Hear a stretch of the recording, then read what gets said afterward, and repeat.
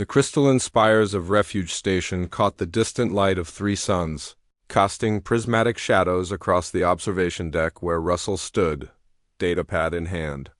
He'd been stationed here for 8 months now, managing supply logistics for the Interstellar Relief Corps, and in all that time, he'd never quite gotten used to the sight of so many displaced children.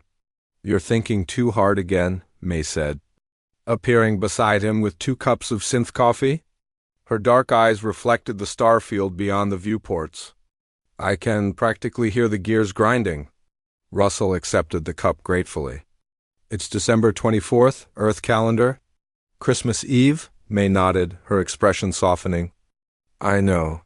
Below them, in the station's main habitat ring, nearly 300 orphans from 17 different species moved through their evening routines. The Krevder children, with their 6 limbs and bioluminescent spots, played a chasing game with the smaller Yithian younglings. A group of Zathan adolescents practiced their harmonic speech patterns in the corner, their crystalline bodies resonating with sound. All of them were here, because their worlds had been caught in the crossfire of the Dominion. War, all of them had lost everything. "The other species don't understand it," Russell said quietly. "Christmas, I mean. They have their own traditions, their own ways of marking time. But when I was a kid, waking up on Christmas morning, He trailed off. May finished the thought. It was the one day when anything seemed possible. They stood in comfortable silence, watching a young Threxian girl, barely 3 standard years old, attempt to teach a Valdorian boy how to fold paper. The Valdorian's tentacles weren't designed for origami, but he was trying.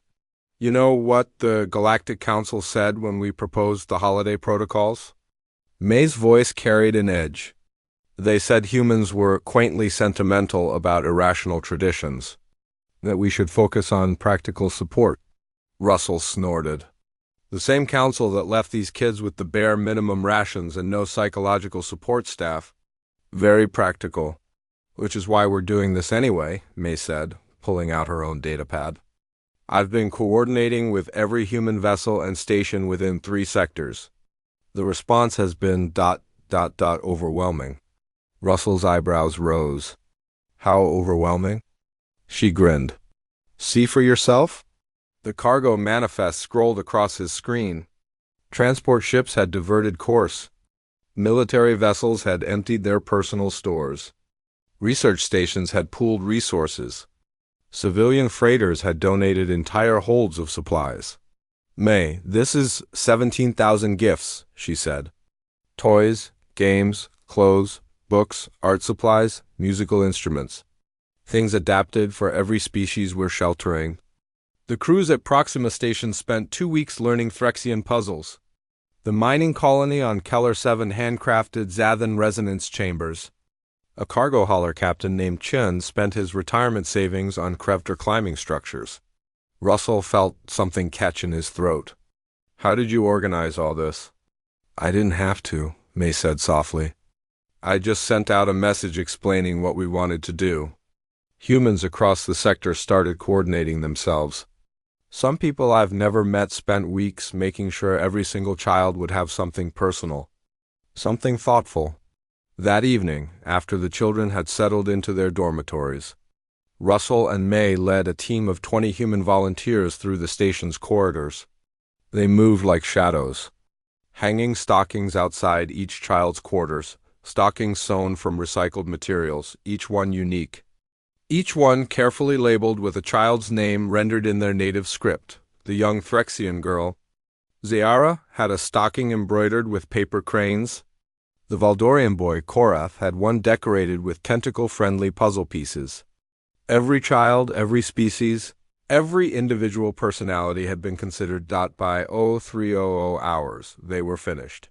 Russell's back ached, but he felt more alive than he had in months. "Now comes the hard part," May said, stifling a yawn. "Waiting."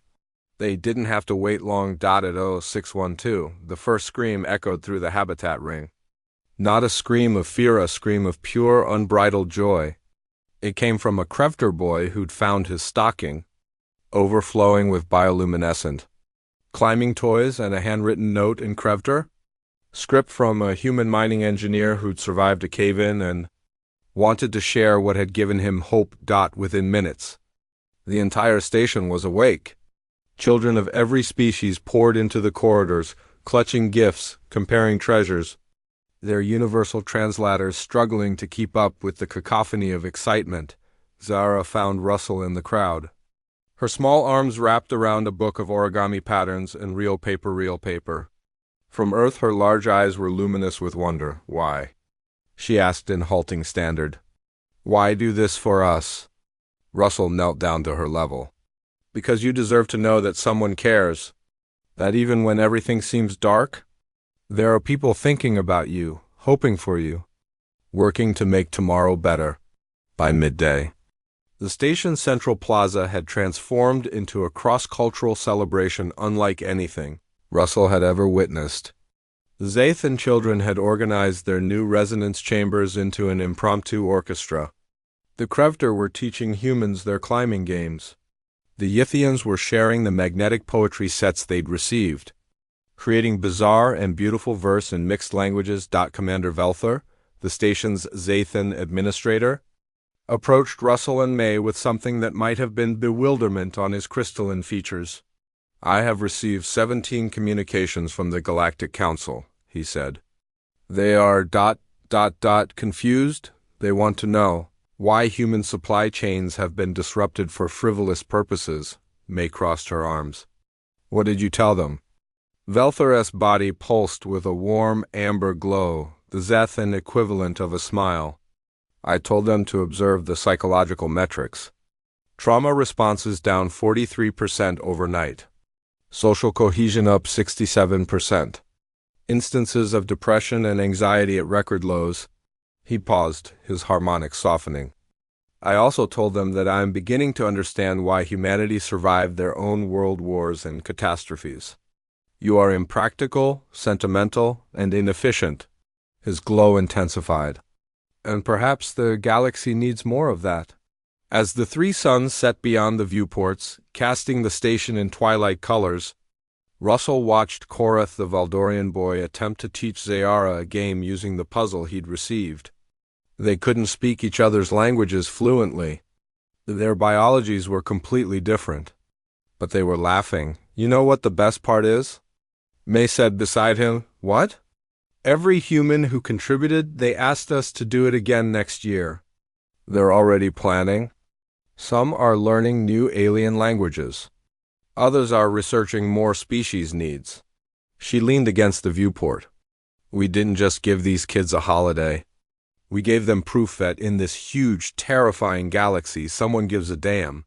Russell thought about the Galactic Council's obsession with efficiency, with cold, practical calculations.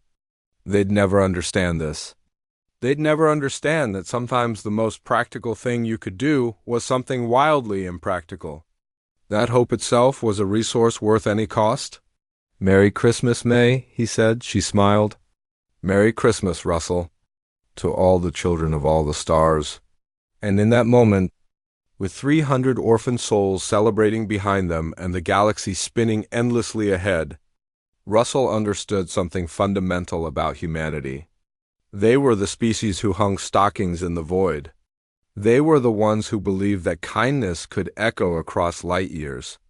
They were the ones who'd look at impossible darkness and decide to light candles anyway. The other species would call it impractical, humans called it Christmas. And maybe, just maybe, that's what the galaxy needed most.